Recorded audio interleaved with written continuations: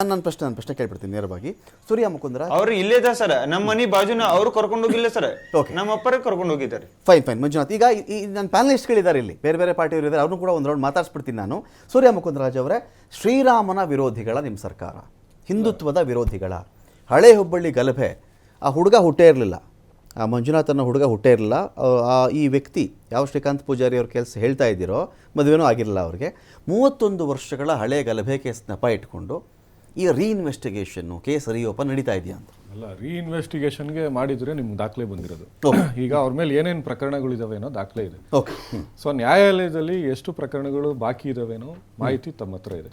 So ಅದನ್ನ ಹಿಂದೂ ವಿರೋಧಿ ನಾವು ಹೋಗ್ಬಿಟ್ಟು ಸಾರಾಯಿ ಮಾಡು ಅಂತ ಹೇಳಿದ್ವಿ. Is this pick and choose ಮಾಡಿ ಹುಡುಕೋದು? ಬರೀ ಇವ್ರು ಯಾರೋ ಹೆಸರು ಎಲ್ಲ 31 ವರ್ಷದಿಂದ ಪ್ರಕರಣದ ಓಪನ್ ಮಾಡ್ತೀರಾ? ಅಲ್ಲ, ಎಲ್ಲ 31 ವರ್ಷದ ಹಳೆ ಕೇಸ್ಗಳು, 3 ದಶಕದ್ದು 2 ದಶಕದ್ದು ರೀಸೆಂಟ್ ನನ್ನ ಹತ್ರ ಒಂದು ಲಿಸ್ಟ್ ಇದೆ.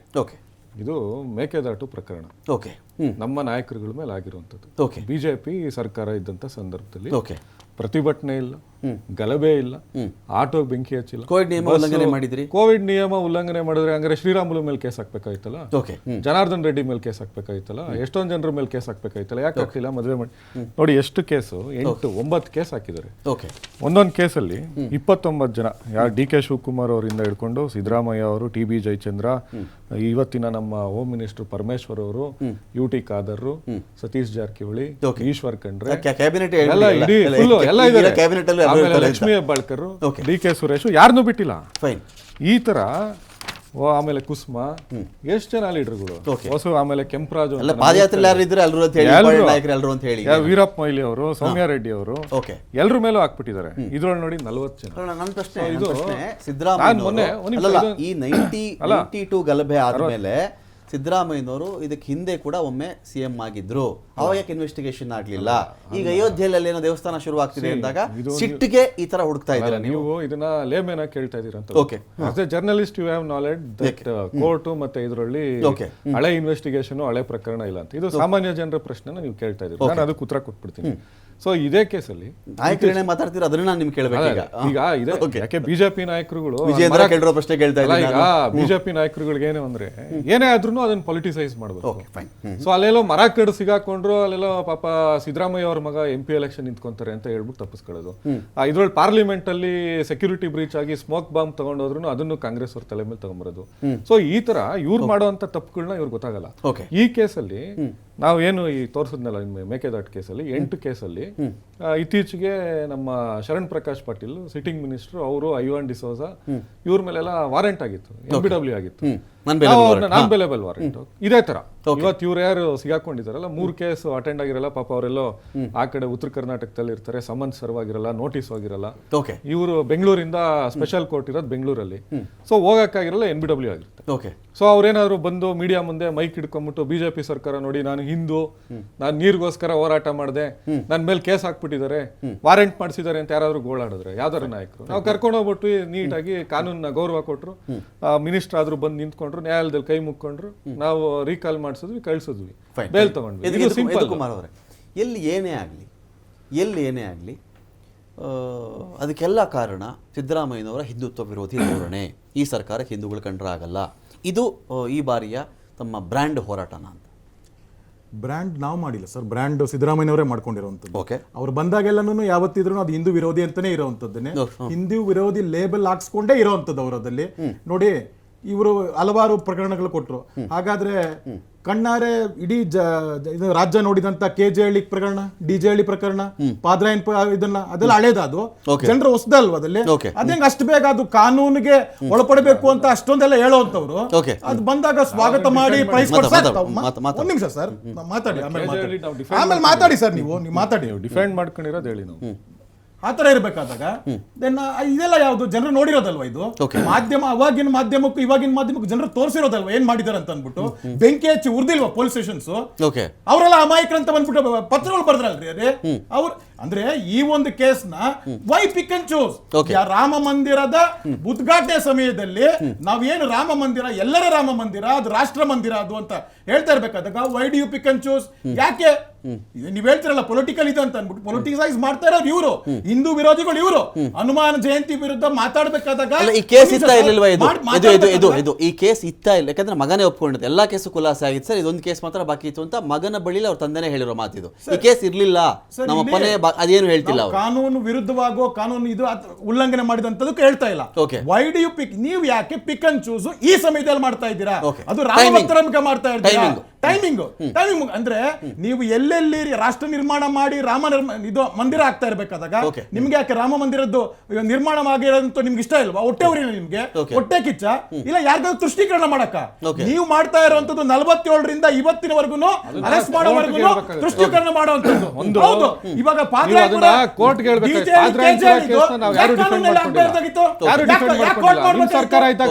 ಮುಗಿಯೋವರೆಗೂ ಇರ್ಬೋದಾಗಿತ್ತು, 21 ವರ್ಷ ಇರ್ಬೇಕಾಗಿತ್ತು.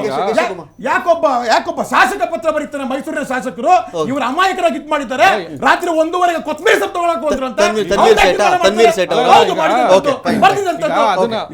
ಅದು ಕಾನೂನು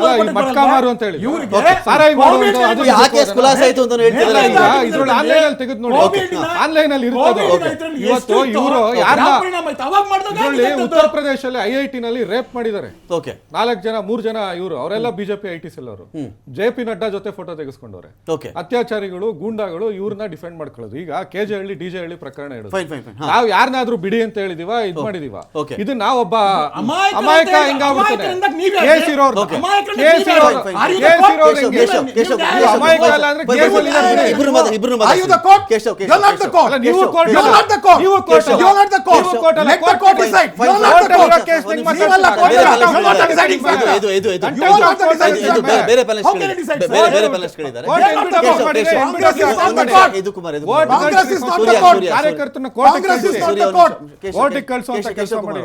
ಇಡೀ ಪ್ರಶ್ನೆ ಇರೋದು ಇಲ್ಲಿ ಈ ಒಂದು ಕೇಸನ್ನ ತನಿಖೆ ಮಾಡ್ಬೇಕು ಬನ್ನಿ ಅಂತ ಪೊಲೀಸ್ ಕರ್ಕೊಂಡು ಬಂದ್ರ, ಸಿದ್ದರಾಮಯ್ಯನವ್ರು ಕರ್ಕೊಂಡು ಬಂದ್ರ ಅಂತ ನೋಡಿ. ಇವತ್ತಿನ ದಿವಸ ಇಲ್ಲಿ ಸಂದರ್ಭ ನೋಡ್ಬೇಕಾಗತ್ತೆ. ನೋಡಿ, ಭವ್ಯವಾದ ಒಂದು ರಾಮ ಮಂದಿರ ಬರ್ತಾ ಇದೆ, ಕೋಟ್ಯಾಂತರ ಹಿಂದೂಗಳ ಆಶಯ ಅದು ಈಡೇರ್ತಾ ಇದೆ, ಅದಕ್ಕೆ ನಾವು ಸಂತೋಷ ಇದೆ. ಆದ್ರೆ ಇಲ್ಲಿ ಟೈಮಿಂಗು, ಇವಾಗ ಈ ಒಂದು ರಾಮ ಮಂದಿರ ಓಪನ್ ಆಗ್ತಿರೋದ್ರ ಬಗ್ಗೆ ಹೆಚ್ಚು ರಾಜಕೀಯ ಲಾಭ ಪಡ್ಕೊಳ್ಳಿಕ್ಕೆ ಬಿಜೆಪಿ ಪ್ರಯತ್ನ ಮಾಡ್ತಾ ಇದೆ. ಅದು ಆ ಒಂದು ವಿಷಯದಿಂದ ಎಲ್ಲೋ ಇಲ್ಲಿನ ಸರ್ಕಾರ, ಸಿದ್ದರಾಮಯ್ಯ ಸರ್ಕಾರ ವಿಚಲಿತರಾದಂಗೆ ಕಾಣ್ತಾ ಇದೆ. ಸೊ ಅವರು ಎಲ್ಲ ಇದ್ರ ವಿರುದ್ಧ ಈ ತರ ಏನಾದ್ರು ಒಂದು ಈ ಗಲಭೆ ಕೇಸ್ ಆ ಸಂದರ್ಭದಲ್ಲಿ ಇದ್ದಿದ್ದ ಕೇಸ್ ಓಪನ್ ಮಾಡಿದ್ರೆ ನಮ್ಗೇನಾದ್ರು ಲಾಭ ಆಗ್ಬೋದೇನೋ ಅನ್ನೋ ಒಂದು ಮೆಸೇಜ್ ಯಾರಿಗಾದ್ರೂ ಕೊಡ್ಲಿಕ್ಕೆ ಇಚ್ಛೆ ಪಟ್ಟಂಗಿದೆ. ಹಾಗಾಗಿ ಈ ತರ ಓಪನ್ ಮಾಡ್ತಾ ಇದ್ದಾರೆ. ಅದು ಬಿಟ್ರೆ ಈ ಎರಡೂ ಪಕ್ಷಗಳು ರಾಜಕೀಯ ಲಾಭ ಪಡ್ಕೊಳ್ತಾ ಇದೆ ಹೊರತು ಈ ಬಿಜೆಪಿನವರು ಇಷ್ಟು ಹೋರಾಟ ಮಾಡ್ತಿರೋರು ಇದು ಲೀಗಲ್ ಇಶ್ಯೂನ ಪೊಲಿಟಿಕಲ್ ಇಶ್ಯೂ, ಇದು ಲೀಗಲ್ ಇಶ್ಯೂನ ಪೊಲಿಟಿಕಲ್ ಮಾಡ್ತಿದ್ದಾರೆ.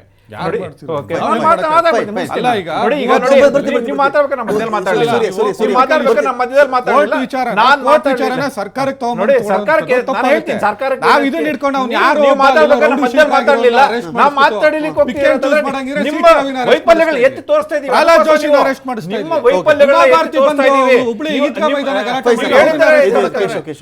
ಯಾರೋ ಗೊತ್ತಿಲ್ಲದಿರೋ 4-5 ಕೇಸ್ ಬಿಜೆಪಿನವರು ಇಷ್ಟು ಹೋರಾಟ ಈಗ ಮಾಡ್ತಾ ಇದ್ರೆ, ಈ ಹಿಂದೆ ಅವ್ರ ಸರ್ಕಾರಗಳಿದ್ದಾಗ್ಲೇನೆ ಈ ಕೇಸ್ನ ಓಪನ್ ಮಾಡ್ಕೊಂಡು ಅವರು ಆ ಕೇಸ್ ಇತ್ಯರ್ಥ ಆಗ್ಬೋದಿತ್ತು. ಅವಾಗ ಅವರು ಮಾಡ್ಲಿಲ್ಲ. ಯಾಕಂದ್ರೆ ಇವ್ರು ಕರಸೇವಕರ ಬಗ್ಗೆ ಅಷ್ಟು ಕಾಳಜಿ ಇದ್ದಿದೆ, ಹಿಂದೂ ಕಾರ್ಯಕರ್ತರಿಗೆ. ಈ 31 ವರ್ಷದಿಂದ ಇದ್ದಿದ್ದ ಕೇಸ್ ಇವ್ರ ಸರ್ಕಾರಗಳು ಇತ್ತು, ಅವತ್ತಿನ ದಿವಸ ಇದನ್ನು ಇತ್ಯರ್ಥ ಮಾಡ್ಬೇಕಾಗಿತ್ತು ಕೋರ್ಟ್. ಈಗ ನೋಡಿ, ಇವರೆಲ್ಲ ಏನಂತೆ ಮಧ್ಯಮ ವರ್ಗದವರು, ಕೆಳ ಮಧ್ಯಮ ವರ್ಗದವರು ಇಂಥ ಒಂದು ಕೇಸುಗಳಲ್ಲಿ ಸಾಕಷ್ಟು ಅನುಭವಿಸ್ಬಿಟ್ಟಿರ್ತಾರೆ 31 ವರ್ಷದಿಂದ. ಅವ್ರ ನೋವು ನೀವು ಅವ್ರನ್ನ ಕೇಳಿದ್ರೆ ಗೊತ್ತಾಗುತ್ತೆ. ಇವ್ರು ಏನಕ್ಕೆ ಈ ಕೇಸುಗಳು ಇನ್ನೂ ಇತ್ಯರ್ಥ ಆಗಿರಲ್ಲ ಅಂತಂದ್ರೆ, ಇವರಿಗೆ ಆ ಬೇಲ್ ಬಾಂಡ್ ಕೊಡ್ಲಿಕ್ಕೆ ದುಡ್ಡಿರಲ್ಲ, ಲಾಯರ್ ಇಡ್ಲಿಕ್ಕೆ ದುಡ್ಡಿರಲ್ಲ. ದೊಡ್ಡವ್ರದ್ದೆಲ್ಲ ಮೇಲೆಲ್ಲ ಕೇಸುಗಳಾಗಿತ್ತು ಅವತ್ತಿನ ದಿವಸ, ಎಲ್ಲ ಖುಲಾಸೆ ಆಗಿದ್ದಾರೆ. ಯಾಕಂದ್ರೆ ಅವ್ರಿಗೆ ಲಾಯರ್ ಕೊಡ್ತಾರೆ. ಅಲ್ಲಿ ಇವೆಲ್ಲ ಟೆಕ್ನಿಕಲ್ ಗ್ರೌಂಡ್ಸ್ ಅಲ್ಲಿ ಕೇಸ್ ಬಿದ್ದೋಗ್ತವೆ ಅಲ್ಲಿ. ಯಾಕಂದ್ರೆ ಇವತ್ತಿನ ದಿವಸ ವಿಟ್ನೆಸ್ಗಳು ಇರಲ್ಲ, ಈ ಕೇಸುಗಳು ಬಿದ್ದೋಗುವಂತ ಕೇಸುಗಳು. ಆದ್ರೆ ಇಲ್ಲಿ ಲೀಗಲ್ ಫೈಟ್ ಮಾಡ್ಲಿಕ್ಕೆ ಅವ್ರಿಗೆ ಶಕ್ತಿ ಇರಲ್ಲ. ಅದಕ್ಕೆ ಒಂದು ಕ್ವಶನ್ ಇದೆ ಸರ್ ಇಲ್ಲಿ. ಈಗ ಇಲ್ಲಿ ಶ್ರೀಕಾಂತ್ ಪೂಜಾರಿ ಅವರ ಬಂಧನ ಆಗ್ತಾ ಇದ್ದಂತೆಯೇ 1992 ಡಿಸೆಂಬರ್ 5 ಈ ಗಲಭೆ ವಿಚಾರದ ಆರೋಪಿ, ಆ ಕೇಸ್ ಬಗ್ಗೆ ನಾವು ತನಿಖೆ ಮಾಡಬೇಕು ಬಾರಪ್ಪ ಅಂತ ಕರೆದಿದ್ದಾರೆ. ಇದು ಪೊಲಿಟಿಕಲ್ ಆದರೆ ಕೇಂದ್ರದ ವಿಚಾರದಲ್ಲೂ ಕಾಂಗ್ರೆಸ್ನವರು ಒಂದು ಪ್ರಶ್ನೆ ಕೇಳ್ತಾ ಇರ್ತಾರೆ ಯಾವಾಗಲೂ ಕೂಡ. ಏನ್ರಿ ED, CBI, ಯಾವ್ಯಾವ IT ಯಾವ್ಯಾವ ಕೇಸ್ಗಳು ನಮ್ಮ ಮೇಲೆ ಹಾಕ್ಬಿಡ್ತೀರಿ, ನಾವು ಅದನ್ನು ಪೊಲಿಟಿಕಲ್ ಅಂದ ತಕ್ಷಣ ತಪ್ಪು ಮಾಡಿರೋರು ಅಲ್ಲಿ ಸರಿ ಅಂತ ಸಮರ್ಥನೆ ಮಾಡ್ಕೊಂಡು ಬರಲಿ ಬಿಡ್ರಿ, ತಪ್ಪು ಮಾಡಿದ ಶಿಕ್ಷೆ ಆಗುತ್ತೆ, ಸರಿಯಾಗಿದ್ರೆ ವಾಪಸ್ ಬರಲಿ ಬಿಡ್ರಿ ಅಂತಾರೆ. ಅಂದರೆ ಪೊಲಿಟಿಕಲ್ ಕೇಸ್ಗಳೇ ಆ್ಯಂಗಲಲ್ಲೇ ನಾವೆಲ್ಲ ಕೇಸ್ಗಳು ನೋಡಬೇಕಾಗಿದೆಯಾ? ಆ ಪರಿಸ್ಥಿತಿ ನಾವು ಇದ್ದೀವಾ ಇವತ್ತು? ಏನು ಯಾವುದೇ ಕೇಸು, ಏನೇ ಬಂಧನ ಆಗಲಿ, ಏನೇ ವಿಚಾರಣೆ ಆಗಲಿ, ರಾಜಕೀಯ ಏನಾದರೂ ಹಿಂದೆ? ರಮಕಾಂತ್, ಒಂದು ಭಾಳ ರಾಜಕೀಯದ ಗುಣಮಟ್ಟ ಅಂತ ನಾವೇನು ಮಾತಾಡ್ತೀವಲ್ಲ, ರಾಜಕೀಯದ ಒಂದು ಸ್ಟ್ಯಾಂಡರ್ಡ್ ಅಂತ ನಿರೀಕ್ಷೆ ಮಾಡ್ತೀವಲ್ಲ, ಇವತ್ತು ಕರ್ನಾಟಕದ ಮಟ್ಟಿಗೆ ಇದು ಅಧೋಗತಿಗೆ ಇಳಿತು. ಕೇಂದ್ರ ಸಂಸದೀಯ ವ್ಯವಹಾರಗಳ ಸಚಿವ, ಸಾಮಾನ್ಯ ಶಾಸಕ ಅಲ್ಲ, ರಾಜ್ಯ ಸಚಿವ ಅಲ್ಲ, ಕೇಂದ್ರ ಸಂಪುಟದ ಕ್ಯಾಬಿನೆಟ್ ಸಚಿವ, ಸಂಸದೀಯ ವ್ಯವಹಾರಗಳ ಸಚಿವ ಪ್ರಹ್ಲಾದ್ ಜೋಶಿ ಅವರು ಸ್ಟೇಟ್ಮೆಂಟ್ ಮಾಡ್ತಾ ಇದ್ದಾರೆ. ಒಬ್ಬ ಅಮಾಯಕನನ್ನು ಬಂಧಿಸಿದ್ದಾರೆ ರಾಜಕೀಯ ದುರುದ್ದೇಶ ಅಂತ ಹೇಳ್ತಾ ಇದ್ದಾರೆ. ಸ್ವತಃ ಬಂಧಿತ ಆರೋಪಿಯ ಮಗ ಹೇಳ್ತಾ ಇದ್ದಾನೆ, ನೀವು ದಾಖಲೆಗಳನ್ನು ತೋರಿಸಿದಿರಿ, ಮಟಕಾ ಕೇಸು, ಸಾರಾಯಿ ಸಾಗಾಣಿಕಾ ಕೇಸು. ಹಾಗಾದರೆ ಕಾನೂನು ವಿರೋಧವಾಗಿರುವಂಥ ಕೃತ್ಯಗಳನ್ನೆಲ್ಲ ಮಾಡಿಬಿಟ್ಟು ಜೈ ಶ್ರೀರಾಮ್ ಅಂತ ಅಂದ್ಬಿಟ್ರೆ ಮನ್ನಾ ಆಗೋಗುತ್ತಾ? ಅದಲ್ಲ ಅದು. ನನ್ನ ಪ್ರಶ್ನೆ ಏನು ಅಂತಂದರೆ, ಈ ಕರ್ನಾಟಕದಲ್ಲಿ ಅದರದೇ ಆದಂಥ ಒಂದು ಕಾನೂನು ನೀತಿ ನಿಯಮಗಳು ಜಾರಿಯಲ್ಲಿದೆ. ಬಾಬಾ ಸಾಹೇಬ್ ಅಂಬೇಡ್ಕರ್ ಅವರು ಕೊಟ್ಟಿರುವಂಥ ಸಂವಿಧಾನವನ್ನು ಈ ನಾಡಿನ ಜನ ಒಪ್ಕೊಂಡಿದ್ದಾರೆ.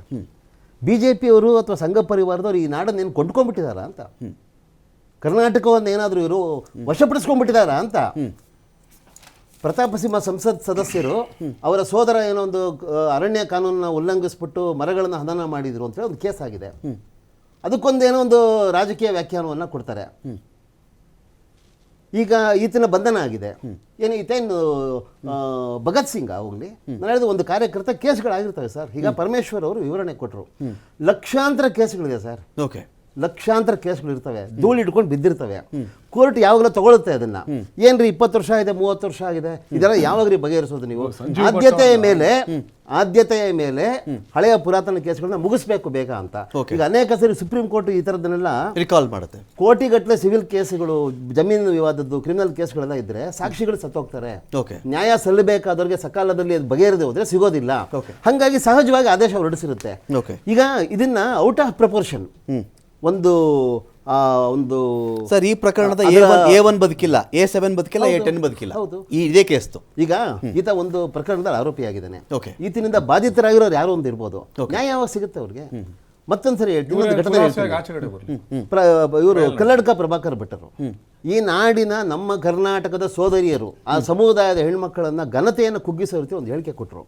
ಒಂದು ಅವ್ರ ಮೇಲೆ ಒಂದು ಪ್ರಕರಣ ದಾಖಲಾಗುತ್ತೆ ಅಂತಂದ್ರೆ ಏನೋ ಒಂದು ಅನ್ಯಾಯ ಆಗಿದೆ ಅನ್ನೋ ರೀತಿಯಲ್ಲಿ. ನಾನು ಹೇಳೋದು BJP ಅವರು ಇರ್ಬೋದು, ಸಂಘ ಪರಿವಾರದಿರ್ಬೋದು, ಈ ಕನ್ನಡ ನಾಡಿನ ನಿಯಮಗಳಿಗೆ, ಕಾನೂನುಗಳಿಗೆ ಅವರು ಬದ್ಧರಾಗಿರ್ತಾರ ಇಲ್ವಾ?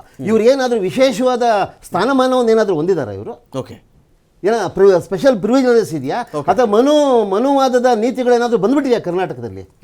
ಇವ್ರು ಏನೇ ಅಪರಾಧ ಮಾಡಿದ್ರು ಯಾರೂ ಪ್ರಶ್ನೆ ಮಾಡಬಾರ್ದು, ಇವ್ರು ಏನೇ ತಪ್ಪು ಮಾಡಿದ್ರು ಏನೂ ಕೇಳಬಾರ್ದು. ಬಜರಂಗ ದಳದ 100 ಕಾರ್ಯಕರ್ತರ ಮೇಲೆ ದನದ ಸಾಗಾಣಿಕೆ ಆರೋಪ, ಕಳ್ಳತನದ ಆರೋಪ, ಬೇಕಾದಷ್ಟು ಪ್ರಕರಣಗಳು ದಾಖಲಾಗಿದೆ. ನಾನು ಹೇಳೋದು ಎಲ್ಲರೂ ಹೌದು ಅಂತಲ್ಲ, ಎಲ್ಲರೂ ಅದನ್ನೇ ಮಾಡಿದೆ ಅಂತಲ್ಲ. ಬೇರೆ ರಾಜಕೀಯ ಪಕ್ಷದಲ್ಲೂ ಕ್ರಿಮಿನಲ್ ಅಪರಾಧ ಮಾಡಿರುವಂಥವ್ರು, ತಪ್ಪಿತಸ್ಥರು ಇರಬಹುದು, ಒಪ್ಕೊಂಡು ಸುಮ್ಮನೆ ಇರ್ತಾರಲ್ಲ ಅವರು. ಇವ್ರೇನು ವಿಶೇಷ ಸ್ಥಾನಮಾನ ಇದೆ BJP ಅವ್ರಿಗೆ? ಕರ್ನಾಟಕದಲ್ಲಿ 175 ತಾಲೂಕಿಗೆ ಬರಗಾಲ ಬಂದಿದೆ ಇವತ್ತು. ಕೇಂದ್ರದಿಂದ ಅನುದಾನ ಬರ್ತಾ ಇಲ್ಲ, ಸಹಾಯಧನ ಸಿಗ್ತಾ ಇಲ್ಲ. ಜನತೆಯ ಹಿತಾಸಕ್ತಿಯನ್ನು ರಕ್ಷಣೆ ಮಾಡುವಂತ ಜವಾಬ್ದಾರಿ ಇಲ್ವಾ ಇವ್ರಿಗೆ? ಆಡಳಿತ ಪಕ್ಷ ಆಗಿ ವಿಫಲ ಆಗಿದೆ BJP. ಜನ ತಿರಸ್ಕರಿಸಿ ವಿರೋಧ ಪಕ್ಷದ ಸ್ಥಾನದಲ್ಲಿ ಕೂರಿಸಿದ್ದಾರೆ. ವಿರೋಧ ಪಕ್ಷದ ಕೆಲಸವನ್ನು ಮಾಡಕ್ ಆಗ್ತಾ ಇಲ್ಲ ಇವ್ರ ಕೈನಲ್ಲಿ. ಫೈನ್ ಜ್ವಲಂತ ಸಮಸ್ಯೆನಾ ಇದು? ಓಕೆ, ಮಂಜುನಾಥ್ ಅವರೇ, ಈಗ ಯಾರಿಗೆ ಶ್ರೀಕಾಂತ್ ಪೂಜಾರಿ ಅವರ ಇದೊಂದು ಕೇಸು ಬಗೆಹರಿದ್ರೆ ಸಾಕು ಅನ್ನೋ ಸ್ಥಿತಿ ತಮ್ಮ ಫ್ಯಾಮಿಲಿ ಇದೆ ಈಗ. ಇದೊಂದು ಕೇಸ್ ಮಾಡಿದ ಸಾಕು ಸರ್ ನಮ್ಗೆ. ಈಗ ಎಷ್ಟು ಬಾರಿ ನಿಮ್ಮ ತಂದೆ ನಿಮಗೆ ನೆನಪಿರುವಂತೆ ಈ ಕೇಸ್ಗೆ ಸಂಬಂಧಪಟ್ಟಂತೆ ಕೋರ್ಟ್ಗೆ ಹೋಗಿದ್ದಾರೆ? ಹೌದಾ? ಎಷ್ಟು ಇದು ಅವರು ಇದು 2ನೇ ಟೈಮ್ ಸರ್. 2000 ಅಂದಾಜಲ್ಲಿ ಹೇಳಿ ಪರ ಎಕ್ಸಾಕ್ಟ್ ಡೇಟ್ ಏನು ಬೇಡ ನನಗೆ. ಇದು 31 ವರ್ಷದಿಂದ 31 ವರ್ಷದಿಂದ ಈಗ ಅಲ್ಲಿ ಸಾಲ್ವ್ ಮಾಡಿದ್ದು ಆಯ್ತಾರೆ ನಮ್ಮ ಅಪ್ಪರು ಹೇಳಿದ್ದು. ಈಗ ಮತ್ತೆ ರೀಓಪನ್ ಮಾಡಿದಾರಲ್ಲ, ಇದು ಒಂದೇ ಕೇಸ್ ಸರ್ ನಮ್ದು. ಇದು 2ನೇ ಕೇಸ್ ಇದು. ಅಲ್ಲ ಮಂಜುನಾಥ್, ಇದು ಜಡ್ಜ್ಮೆಂಟ್ ಬಂದಿತ್ತಾ? ನಿಮ್ಮ ತಂದೆ ಅಪರಾಧಿ ಅಲ್ಲ, ನಿರಪರಾಧಿ ಅಂತ ಜಡ್ಜ್ಮೆಂಟ್ ಏನಾದರೂ ಬಂದಿತ್ತಾ? ನಮ್ಗೆ ಗೊತ್ತಿಲ್ಲ ಸರ್. ಫೈನ್. ನನ್ನ ಪ್ರಶ್ನೆ ನಮ್ಗೆ ಗೊತ್ತಿಲ್ಲ ಸರ್. ಅವ್ರ ನಮ್ಮ ಅಪ್ಪರಿಗೆ ಏನಂತ ಗೊತ್ತಿಲ್ಲ, ಹೇಳಿಲ್ಲ. ಸೂರ್ಯ ಮುಕುಂದರಾಜ್, ಇದು ನೀವೇ ತೋಡ್ಕೊಳ್ತಿರೋ ಕೆಡ್ಡಾನ ಇಲ್ಲ BJP ನಿಮಗೆ ತೋಡ್ತಿರೋ ಕೆಡ್ಡಾನ? ಅಲ್ಲ, ಬಿಜೆಪಿಯವರು ಉದ್ದೇಶಪೂರ್ವಕವಾಗಿ ಆ ಥರ ಇದು ಮಾಡ್ತಾ ಇದ್ದಾರೆ ಹೊರತು ಓಕೆ. ಇದರಲ್ಲಿ ನ್ಯಾಯಾಲಯದ ಪ್ರಕರಣಗಳು ಸಂಜೀವ್ ಭಟ್ ಅಂತ ನಿಮ್ಗೆ ಗೊತ್ತಿರಬೇಕು, ಗುಜರಾತ್ನಲ್ಲಿ IPS ಅಧಿಕಾರಿಯಾಗಿದ್ದರು. ಅವ್ರ ಮೇಲೆ 31 ವರ್ಷದ ಹಿಂದೆ ಹಳೇದು ಯಾವುದೋ ಒಂದು ಲಾಕಪ್ ಡೆತ್ ಆಗಿತ್ತು ಅಂತ ಹೇಳ್ಬಿಟ್ಟು SP ಆಗಿರ್ತಾರೆ ಅವರು. ಅವ್ರನ್ನ ಇವ್ರು ಜೈಲಲ್ಲಿ ಇಟ್ಟಿಲ್ವಾ? ಅವ್ರ ಹಂಗಾರೆ ಹಿಂದೂ ಅಲ್ವಾ? ಸೊ ಕೋರ್ಟ್ ಅವತ್ತು ಸುಮ್ಮನೆ ಇತ್ತಾ? ಇವತ್ತು ನೀವೇ ಈಗ ನೀವು ಇದನ್ನ ತೆಗೆದು ನೋಡಿದ್ರೆ ಗೊತ್ತಾಗ್ಬಿಡುತ್ತೆ ಆನ್ಲೈನಲ್ಲಿ ಈ ಕೋರ್ಟ್ಸಲ್ಲಿ ಇವ್ರು ಎಷ್ಟೊತ್ತಿ ಕೋರ್ಟ್ಗೆ ಹೋಗಿದ್ದಾರೆ, ಏನಾಗಿದ್ದಾರೆ ಅಂತ. ಈಗ ಕೆಲವು ಪತ್ತೆ, ಈಗ ಮೊನ್ನೆ 2019ರಲ್ಲಿ ಅದು ಯಾವುದೋ ಚಿತ್ರದುರ್ಗದಲ್ಲಿ ನಿನ್ನೆ ಒಂದು ಕೇಸ್ ನೋಡಿದ್ದೀರಾ. ಸೊ ಅದು 5 ಜನ ಪಾಪ ತೀರೋಗಿದ್ದಾರೆ. ಅವ್ರು ಹೆಂಗ್ ಸತ್ರು ಏನು ಅಂತ ಇನ್ವೆಸ್ಟಿಗೇಷನ್ ಆಗೋದು ಬೇಡ, ಅಸ್ಥಿ ಪಂಜರ ಆಗಿದೆ. ಯಾರೋ ಒಬ್ಬ BJP ಕಾರ್ಯಕರ್ತ ಸಿಗಾಕೊಂಬಿಟ್ಟ ಅಂದ್ಬಿಟ್ಟು ಹಳೆ ಕೇಸಲ್ಲಿ ಇವರು ನಮ್ಮ ಕಾರ್ಯಕರ್ತನ ಉದ್ದೇಶಪೂರ್ವಕವಾಗಿ ಟಾರ್ಗೆಟ್ ಮಾಡ್ತಿದ್ದಾರೆ ಅಂತ ಹೇಳಕ್ಕಾಗತ್ತಾ? ಕೋರ್ಟ್ ಈಗ ನಾನು ಬೆಳಗ್ಗೆ ಒಂದು ಪೇಪರ್ ಓದಿದೆ, ಇದರಲ್ಲಿ ತಮಿಳುನಾಡಿನಲ್ಲಿ ಯಾರೋ ರೈತರು BJP ಜಿಲ್ಲಾಧ್ಯಕ್ಷ ಭೂ ಕಬಳಿಕೆ ಮಾಡ್ತಾ ಇದ್ದಾರೆ ಅಂತ ಹೋರಾಟ ಮಾಡಿದಕ್ಕೆ ಅವ್ರ ಮೇಲೆ ED ನೋಟಿಸ್ ಕೊಟ್ಟವ್ರೆ, ಪಲ್ಲವರ್ ಅಂತ ಜಾತಿ ಜೊತೆ ಸೇರಿಸಿ. ಸೊ ಅದನ್ನ ಪೊಲಿಟಿಸೈಸ್ ಮಾಡ್ತಿರೋದು ಯಾರು? ಈಗ ಒಂದು ಪಾರ್ವತೀಶ್ ಅವ್ರು ಹೇಳ್ದಂಗೆ ನೀವು ನಮಗೆ ಹೇಳ್ತೀರಾ, ನಮ್ಗೇನಾದ್ರೂ CBI ಅವು ಇವು ಆದಾಗ, ED ರೈಡ್ ಆದಾಗ ನೀವು ಫೇಸ್ ಮಾಡಿ ಆಚೆಗಡೆ ಬನ್ನಿ, ಯಾಕೆ ತಪ್ಪು ಮಾಡಿಲ್ಲ ಅಂದ್ರೆ ಯಾಕೆ ಎದುರ್ಕೊಂತೀರಾ ಅಂತ. ನೀವ್ ಯಾಕೆ ಎದುರ್ಕೊಂತೀರಾ? ಯಾಕೆ ಬಡ್ಕೊಂತೀರಾ? ಹಂಗೇನಾದ್ರೂ ನೀವು ಪಿಕ್ ಅಂಡ್ ಚೂಸ್ ಮಾಡಂಗಿದ್ರೆ ನಾನು ಆಗ್ಲೇ ಹೇಳ್ದಂಗೆ ಬರೀ ಇವ್ರು ಯಾರೋ ಎಲ್ಲೋ ಇರೋರ್ನ ನೋಡ್ತಾ ಇರ್ಲಿಲ್ಲ, ಹಿಸ್ಟ್ರಿ ಶೀಟರ್ ಇದ್ರೆ ಮಾತ್ರ ಬರೋದು. ಈಗ 30 ವರ್ಷದ ಕೇಸಲ್ಲಿ ಏನಾಗಿರುತ್ತೆ, ಚಾರ್ಜ್ ಶೀಟ್ ಸ್ಪ್ಲಿಟ್ ಅಪ್ ಆಗಿರುತ್ತೆ. ಆಕ್ಸಿಡೆಂಟಲ್ ಅಲ್ಲ, ದಟ್ ಈಸ್ ಅದು ಆಕ್ಸಿಡೆಂಟಲೇ. ಒಂದು ಆಕ್ಸಿಡೆಂಟಲ್ ಅನ್ನೋದಕ್ಕಿಂತ ಕೋರ್ಟ್ ಅಲ್ಲಿ ಈ ತರದೊಂದು ರೆಗ್ಯುಲರ್ ಪ್ರೊಸೀಜರ್ ನಡೀತಾ ಇರುತ್ತೆ. ಅದು ಶ್ರೀಕಾಂತ್ ಪೂಜಾರಿ ಒಬ್ರೇ ಯಾವ್ದೋ ನೀವು ಹುಬ್ಳಿ ಸ್ಟೇಷನ್ ತೆಗ್ಸ್ ಕೇಳಿಸಿದ್ರೆ ಎಷ್ಟು ಜನಕ್ಕೆ NBW ಆಗಿದೆ, ಯಾರ್ಯಾರು ಕೋರ್ಟ್ಗೆ ಅಟೆಂಡ್ ಮಾಡಿಲ್ಲ. ಈಗ ಮೊನ್ನೆ ನಾನು ಹೇಳ್ದಂಗೆನೆ ಮಿನಿಸ್ಟ್ರಿಗಳನ್ನ ಯಾಕ್ರಿ ಕರ್ಕೊಂಡ್ಬರ್ತಾ ಇಲ್ಲ, MLAಗಳನ್ನ ಯಾಕ್ರಿ ಕರ್ಕೊಂಡ್ಬರ್ತಾ ಇಲ್ಲ ಅಂತ ಪೊಲೀಸ್ನವ್ರಿಗೆ ಜಡ್ಜ್ ಬೈತಾರೆ. ಸರ್ಕಾರದ ಕೆಲಸ ಏನು, ಪೊಲೀಸ್ನವ್ರಿಗೆ ಯಾವ್ದಾವ್ದು ವಾರೆಂಟ್ ಆಗಿದೆ ಕರ್ಕೊಂಡೋಗಿ ನಿಲ್ಲಿಸ್ರಿ ಅಂತಾರೆ. ಈ ನಮ್ಮ ಮಂತ್ರಿನೇ ಕರ್ಕೊಂಡೋಗಿ ನಿಲ್ಸಿದ್ರಪ್ಪ. ನಾವೇನಾದ್ರೂ ನಮ್ಮ ಸರ್ಕಾರ ಇದೆ, ಯಾವ್ರಿ ಅದು ಜಡ್ಜು, ನಮ್ನ ಯಾರ್ರಿ ಕೋರ್ಟಿಗೆ ಕರಿಯಕ್ಕೆ ಅಂತ ಹೇಳಿದ್ರೆ ನೀವು ಅದು ಕಾನೂನು ವಿರೋಧಿ. ಅದು ಕಾನೂನನ್ನ ಅಗೌರವ ತೋರಿಸ್ತಾ ಇದ್ದಾರೆ. ಕಾನೂನ ಈಗ ಯಾರು ಗೌರವ ಕೊಡ್ಬೇಕು, ಹೋಗ್ಬೇಕು, ನಿಂತ್ಕೊಬೇಕು. ಮಂತ್ರಿ ಆದ್ರೂ ಅಷ್ಟೇನೆ, ಶ್ರೀಕಾಂತ್ ಪೂಜಾರಿ ಆದ್ರೂ ಅಷ್ಟೇನೆ. ಆಮೇಲೆ ಹುಬ್ಳಿ ಇದ್ರೊಳಗೆ ನೋಡಿ, ಪ್ರಹ್ಲಾದ್ ಜೋಶಿದು ರೀಸೆಂಟ್ ಆಗಿ ಒಂದು ವಿಡಿಯೋ ಬಂದಿತ್ತು. ಯಾರೋ ಮಟ್ಕಾಗಿ ಇಸ್ಪೀಟ್ ಆಡ್ಬೇಕಾದ್ರೆ ಸಿಗಾಕೊಂಡ್ಬಿಡ್ತಾರೆ, ಅವ್ರನ್ನ ಸ್ಟೇಷನ್ಗೆ ಕರ್ಸಿದ್ರೆ ಆ ಇನ್ಸ್ಪೆಕ್ಟರ್ ಮೇಲೆ ಬೈತಾರೆ. ಎಷ್ಟು ಧೈರ್ಯ ನಿನಗೆ ಇನ್ಸ್ಪೆಕ್ಟರ್ ಕರಿಯಕ್ಕೆ? ರೌಡಿ ಶೀಟರ್ಗಳನ್ನೆಲ್ಲ ನಿಲ್ಲಿಸ್ಕೊಂಡು ಇನ್ಸ್ಪೆಕ್ಟರ್ ಬೈಯೋದು. ನಿನ್ನೆ ಆ ಕುರ್ಚಿ MLA ex-MLA ರಾಜೀವ್ ಪೊಲೀಸ್ ಸ್ಟೇಷನ್ಗೆ ಹೋಗ್ಬಿಟ್ಟು ನಮ್ಮ ಕಾರ್ಯಕರ್ತರ ಮೇಲೆ ಕೇಸ್ ಹಾಕ್ತೀಯಾ, ಎಷ್ಟು ಧೈರ್ಯ ನಿನಗೆ ಅಂತ ಗಲಾಟೆ ಮಾಡ್ತಾರೆ.